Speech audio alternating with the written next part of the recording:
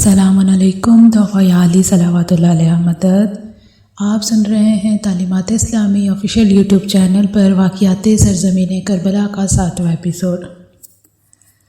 لاشا امام حسین علیہ السلام پر جناب زینب کا نوحہ۔ سامعین محترم، جناب زینب عالیہ نے اپنے بھائی کی لاش مطہر کو اپنے دونوں ہاتھوں پر اٹھایا اور آسمان کی طرف بلند کیا اور فرمایا، یا اللہ ہماری یہ قربانی قبول فرما۔ اے اللہ کے رسول، یہ زمین و آسمان کے فرشتے آپ پر درود بھیجتے ہیں۔ یہ آپ کے حسین ہیں کہ جن کے اعضاء کو ٹکڑے ٹکڑے کر دیا گیا اور سرتن سے جدا ہو گیا۔ یہ آپ کا حسین ہے کہ جس کا بدن صحرا میں بے گور و بے کفن پڑا ہے اور جس پر ہوائیں خاک ڈال رہی ہیں، جس سے ہر دوست اور دشمن خوش ہو رہا ہے۔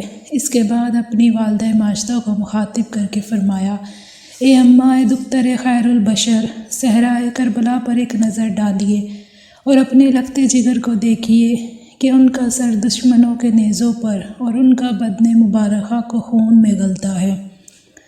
اس صحرا میں آپ کا فرزند خاک پر پڑا ہے، اور اپنی بیٹیوں کو دیکھیے کہ ان کے خیمے جلا دیے گئے، ان کو بے کجاوہ اونٹوں پر سوار کرایا گیا اور قیدی بنا لیا گیا۔ کس کا نوحہ ہے؟ جناب زینب عالیہ کا نوحہ اپنے بے گور و بے کفن بھائی کی لاش مطہر پر۔ بی بی فرما رہی ہیں، ہم آپ کی اولاد ہیں جو غربت میں گرفتار ہیں۔ پھر اشک فشانی کرتے ہوئے سید الشہداء کی لاش مبارک کو مخاطب کرتے ہوئے فرمایا، اس پر فدا کہ جس کا لشکر دوشنبہ کے دن برباد ہوا، اس پر قربان کہ جس کے خیموں کی رسیوں کو کاٹا گیا، اس پر صدقے جو نہ گم ہوا کہ اس کے واپس پلٹ آنے کی امید کی جا سکے، اور نہ زخمی ہوا کہ اس کے صحت یاب ہونے کی توقع کی جا سکے۔ میں اس پر فدا، میں اس پر قربان، میں اس پر صدقے جو رنجیدہ خاطر شکستہ دل اور تشنہ شہید کیا گیا، میں اس پر قربان کہ جس کی داڑھی سے خون رواں تھا، میں اس پر صدقے کہ جس کے جد رسول خدا ہے اور وہ محمد مصطفیٰ رسول خدا ختیجۃ الکبریٰ علی و مرتضیٰ اور سیدۃ النساء فاطمہ الزہرا کے فرزند ہیں۔ اس پر نثار کہ جس کی نماز کے لیے سورج پلٹ آیا۔ اس کے بعد اصحاب رسول کو مخاطب کر کے فرمایا، افسوس کہ آج میرے جد رسول خدا دنیا سے اٹھ گئے۔ اے اصحاب رسول، یہ رسول کی ذریت ہے جن کو اسیروں کی مانند لیے جا رہے ہو الامان۔ کتاب کہتی ہے کہ جناب زینب کی ان باتوں کو سن کر دشمن کی فوج بھی رونے لگی اور صحرا کے جانور اور دریاؤں کی مچھلیاں بے قرار ہو گئی۔ راوی کہتا ہے کہ اس وقت اکثر لوگوں نے دیکھا کہ گھوڑوں کی آنکھوں سے بھی آنسو جاری تھے۔ اللہم لعن علی القوم الظالمین۔ اور یہ بے کفن لاشیں کیسے دفن ہوئے سنیے گا کہ نہر القما کے کنارے پر ایک بنی اسد کا قبیلہ آباد تھا۔ اب یزیدیوں کے چلے جانے کے بعد بنی اسد کی عورتیں میدان کربلا میں آئی اور اولاد نبی و زہرا کے لاشوں کو بے گور و بے کفن دیکھا، اور جن کے زخموں میں تیسرے دن بھی خون جاری تھا۔ ایسے معلوم ہوتا تھا کہ یہ شہداء ابھی جام شہادت نوش کر کے سوئے ہیں۔ یہ دیکھ کر تمام عورتیں حیران رہ گئی، جلدی جلدی واپس اپنے قبیلے گئی اور اپنے اپنے شوہروں کو تمام حیرت انگیز واقعات سے آگاہ کیا اور کہا کہ آخر تو تم بھی مسلمان ہو۔ محشر میں نبی کو، علی و مرتضیٰ اور فاطمہ زہرا کو کیا منہ دکھاؤ گے کہ تمہارے سامنے یہ پیاسے ذبح روتے رہے اور تم نے تلوار، نیزہ یا تیر سے ان کی مدد نہ کی، اور اب بے گور و بے کفن لاشیں دیکھ رہے ہو اور انہیں دفن کیوں نہیں کرتے؟ ان مردوں نے جواب دیا، ہمیں بنی امیہ سے ڈر لگتا ہے۔ خدا لعنت کرے بنی امیہ پر کہ ہمیں بنی امیہ سے ڈر لگتا ہے۔ لیکن یہ لوگ ذہنی طور پر ٹوٹ پھوٹ چکے تھے اور اپنے آپ کو فرزند رسول کی مدد نہ کرنے پر ملامت کر رہے تھے۔ سامعین محترم، کتاب کے مطابق ان کی عورتوں نے اپنا اصرار نہ چھوڑا اور ان کے گرد گھیرا ڈال کر انہیں لاشوں کو دفن کرنے پر آمادہ کرتی رہی اور کہتی رہی کہ تمہیں تو چلو بھر پانی میں ڈوب کر مر جانا چاہیے۔ لعین ابن لعین نے تو اپنے مقتولین کو دفن کر دیا، لیکن نبی زادے یوں ہی خاک کربلا پر ہیں۔ اگر تم سے کوئی عرب ہی پوچھ لے کہ تمہارے پڑوس میں تمہاری آنکھوں کے سامنے فرزند رسول کو قتل کیا گیا اور تم نے پڑوسی ہونے کی حیثیت سے بھی ان کی مدد نہ کی اور بعد از شہادت انہیں دفن نہ کیا، تو بھلا کیا جواب دو گے؟ اب اٹھو اور غیرت کرو اور اپنے آپ سے اس دعوے ملامت کو دھو ڈالو جو تمہاری نسلوں تک تمہارا پیچھا نہیں چھوڑے گا۔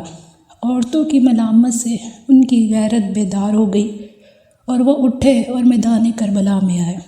سامعین محترم، ان تمام نے مشورہ کیا کہ سب سے پہلے فرزند رسول کو دفن کرنا چاہیے۔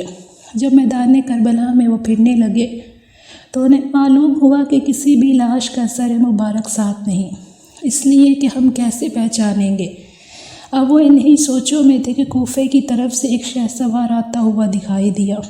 پہلے تو یہ گھبرا گئے کہ ابن زیاد ملعون کا کوئی جاسوس آ رہا ہے، لیکن ہمت کر کے وہیں کھڑے رہے۔ جب شہسوار قریب آیا تو اس نے پوچھا، تم یہاں پر کیا لینے آئے ہو؟ ان لوگوں نے جواب دیا کہ تو خواہ کوئی بھی ہے، لیکن ہم تم کو سیدھی بات بتا دیتے ہیں کہ ہم اولاد رسول کو دفن کرنے کی غرض سے یہاں آئے ہیں، لیکن ہمیں سروں کی پہچان نہیں ہو رہی کہ کون سا لاشا کس شہید کا ہے۔ اس شہسوار نے یہ بات سنی تو بے ساختہ فرمایا، ہائے بابا یا ابو عبداللہ، کاش آپ دیکھتے کہ آپ کا بیٹا سجاد کس طرح قیدی بنا ہوا ہے۔ پھر فرمایا، گھبراؤ نہیں، میں تمہاری رہنمائی کرتا ہوں۔ گھوڑے سے اترے اور امام لاشوں میں پھرنے لگے۔ سامعین محترم، مولا لاشا امام حسین پر آ کر بیٹھ گئے۔ لاش مبارک کو اٹھایا اور گلے سے لگایا اور اپنا حال غم بیان کرنے لگے۔ علمان کہ بابا آپ کی شہادت سے دشمن خوش ہو رہے ہیں، بابا آپ کی شہادت سے بنی امیہ کے گھروں میں چراغ آئے، بابا آپ کے بعد ہمارے دکھ لمبے ہو گئے، بابا آپ کے بعد ہمارے مصائب بڑھتے چلے گئے۔ پھر لاش مبارک کو زمین پر رکھا اور دائیں بائیں دیکھا۔ کتاب کہتی ہے کہ دائیں طرف سے تھوڑے فاصلے پر ایک جگہ سے ہاتھ سے مٹی ہٹائی تو نیچے قبر مبارک ظاہر ہو گئی۔ اس کے بعد مولا نے اپنے ہاتھوں سے غریبی زہرا کا لاشا اٹھایا اور سپرد خاک کیا۔ اس کے بعد بنی اسد کو بتانے لگے کہ یہ فلاں کا لاشا ہے، اسے فلاں جگہ دفن کرو، یہ فلاں کا لاشا ہے، اسے فلاں جگہ دفن کرو۔ ان لاشوں سے فارغ ہو کر جناب عباس کے لاش مبارک کے قریب آئے، لاشے کو گلے سے لگایا ہے، کیا وہ منظر ہوگا؟ اور فرمایا، چچا جان، کاش کہ آپ تارا جی خیام کا وہ منظر دیکھتے جب تمام مستورات آپ کو بلا رہی تھی۔ پھر قبر کی خود دعائی کروائی اور جناب عباس کو اس جگہ دفن کیا، سامعین محترم، جہاں آج آپ کا مزار مقدس ہے۔ اس کے بعد انصار کے لاشوں پر آئے، جناب حبیب ابن مظاہر کے علاوہ تمام لاشوں کو ایک ہی قبر میں دفن کرنے کا حکم دیا اور جناب حبیب کا لاشا مولا حسین علیہ السلام کے قریب دفن کرایا۔ جب ان سے فارغ ہو گئے تو بنی اسد سے فرمایا، آؤ اور اب لاش حر پر چلے۔ وہاں فرمایا، اے حر، اللہ نے تیری توبہ کو قبول فرمایا اور فرزند رسول کے قدموں میں جان قربان کر دینے کے عوض تیری سعادت میں اضافہ ہوا۔ اس کے بعد یہ شہسوار کتاب کہتی ہے کہ اپنے گھوڑے پر سوار ہو کر جانے ہی لگا کہ تمام بنی اسد نے آپ کے گھوڑے کی رکاب کو تھام لیا اور کہنے لگے، آپ کو ان لاشوں کا واسطہ، آخر ہمیں بتائیں کہ آپ کون ہیں؟ آپ نے جواب میں فرمایا، میں تمہارے لیے حجت خدا ہوں، میں علی ابن حسین ہوں، زندان ابن زیاد سے نکل کر دفن کی خاطر آیا۔ اللہ تعالیٰ تمہیں جزائے خیر عطا فرمائے۔ اگر اس سلسلے میں تم پر کوئی مصیبت آئے تو گھبرانا نہیں۔ اللہم علی ان قتلۃ الامام حسین علیہ السلام۔